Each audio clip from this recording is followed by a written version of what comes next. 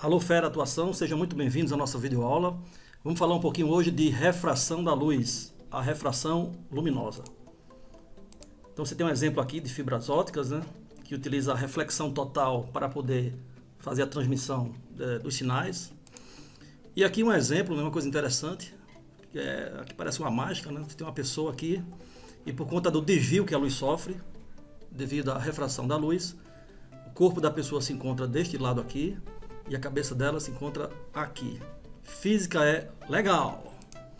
Então veja, vamos supor que a luz venha de um certo meio, ao incidir na superfície, a luz pode refletir, parte da luz reflete, uma outra parte é absorvida, no caso aqui pela água, aquece a água, e a outra parte penetra na água.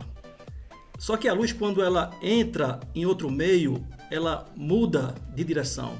A direção dela altera e ela diminui a sua velocidade nesse caso específico. Ao sair do ar e entrar na água, a luz diminui a sua velocidade. E aí um outro exemplo aqui, mais um exemplo que prova que quando a luz muda de substância, ela muda de direção. Então um exemplo prático aqui, uma colher, você tem uma falsa sensação que ela está quebrada, está deformada, mas não é isso, é porque a luz desvia ao passar de um meio para outro. O nome desse desvio é refração da luz, beleza? E aí a gente define uma grandeza chamada índice de refração. O índice de refração nada mais é do que a relação entre a velocidade da luz no vácuo dividido pela velocidade da luz no meio. Então o índice de refração é C, que vale 3 vezes 10 oitava metros por segundo, e essa velocidade V é aquela velocidade calculada dentro da substância em que a luz se encontra. E aqui nós temos alguns exemplos: a água, índice de refração 1.3, quartzo 1.54, o vidro 1.56, diamante 2.41. Alguns exemplos de índice de refração, beleza? Bom, aqui nós temos um exemplo aqui da luz que vem de um meio A. Então ela refrata, ao entrar na substância B, ela muda de direção, e aí você tem um ângulo de incidência, letra I, e aí houve um desvio, e aí você tem um ângulo de refração. Note que aqui esse ângulo é medido em relação a essa linha que a gente chama de linha normal, beleza? Então, raio incidente, houve um desvio, raio refratado, o ângulo de incidência e o ângulo de refração. Nesse exemplo aqui a gente está vendo que o ângulo de incidência ele é maior do que o ângulo refratado. Então eu posso dizer que o meio B ele é mais refringente do que o meio A. Isso quer dizer que o índice de refração do meio B é maior do que o índice de refração do meio A. Beleza? Vamos lá. Então vamos entender um pouco da matemática disso aí. Então isso aqui quem descobriu foi Snell junto com Descartes. Então é por isso que o nome é Lei de Snell-Descartes. Então, se você tiver aqui uma luz que entra em uma substância e vai alterar a sua direção, a gente chega nesta matemática aqui, nesta fórmula. Vamos supor o meio 1 e o meio 2, índice de refração 1 vezes o seno do ângulo 1, no caso, ângulo de incidência, é igual índice de refração 2, seno do ângulo 2.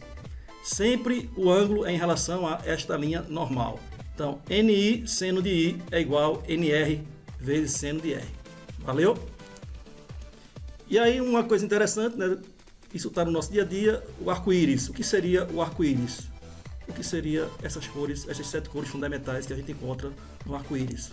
Nada mais é do que a luz que refrata e reflete dentro da gota d'água, e de cima para baixo, a gota que está mais em cima, devido ao ângulo que a luz do sol bate na gota d'água, ela refrata a cor vermelha e lá dentro ela reflete essa cor, e essa cor vem para os nossos olhos, e a depender de qual gota você esteja vendo, esse somatório de cores, né, cada gota em sua altitude, vai dar esse conjunto de 7 cores, que é exatamente o arco-íris, um fenômeno muito conhecido no nosso dia a dia. Uma outra coisa interessante é com relação ao que você vê quando você olha para um tanque d'água, por exemplo, uma piscina. Já perceberam que dentro da piscina você tem uma falsa sensação que a piscina é rasa, mas ela não é rasa. Por que isso? Porque veja, o objeto está aqui embaixo, e aí por conta da refração da luz, por conta desse desvio, você tem uma falsa sensação que o objeto está mais em cima, a imagem dele é projetada mais em cima. E aí você pensa que a piscina é rasa, só que ela é funda. Já caiu no Enem uma questão muito parecida com essa aqui. Um pescador com arco e flecha, ele precisa acertar um peixe. E aí a questão do Enem queria saber se você devia jogar a flecha acima do peixe, abaixo dele, ou exatamente onde você está vendo. Se você jogar na linha do peixe, você vai errar o peixe, porque o peixe não está aqui em cima, ele está aqui embaixo. Então a resposta do Enem era: você tem que jogar a flecha abaixo de onde você está vendo, que é exatamente onde o objeto está. Beleza? E o caso contrário, se você estiver dentro d'água e olhando para cima, você tem a sensação que o objeto está mais em cima, só que ele está embaixo. Então, ao olhar para cima, dentro d'água, você tem uma sensação que existe algo mais distante, só que ele está mais embaixo, por conta da refração da luz. Um exemplo típico é uma estrela, né? Quando você vê uma estrela, você tem uma falsa sensação que ela está em um lugar, só que ela está mais acima, quer dizer, está mais abaixo do que aquele lugar que você pensa. Então, olhando aqui em linha reta, você pensa que a estrela está bem acima, só que na realidade ela está mais embaixo. Tudo isso por conta da refração da luz na atmosfera. A luz desvia na nossa atmosfera terrestre.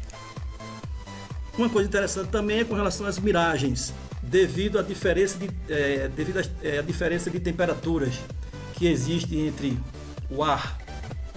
Você tem uma camada de ar quente perto da areia e uma camada de ar frio, uma camada de ar fria acima da areia, e devido a essa diferença de temperatura, o raio de luz que sai aqui, por exemplo, de uma árvore, ele é refletido e vai para os nossos olhos, e a gente tem uma falsa sensação que essa árvore está nessa parte de baixo aqui da areia.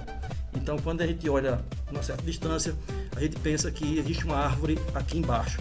Do mesmo jeito, uma nuvem aqui no céu, ela bate nessa superfície e reflete, e a gente pensa que esta nuvem está aqui embaixo, e a gente acha que existe água lá no deserto. E aí a gente fica, é uma miragem, e isso não existe. O que existe é esse objeto que é real.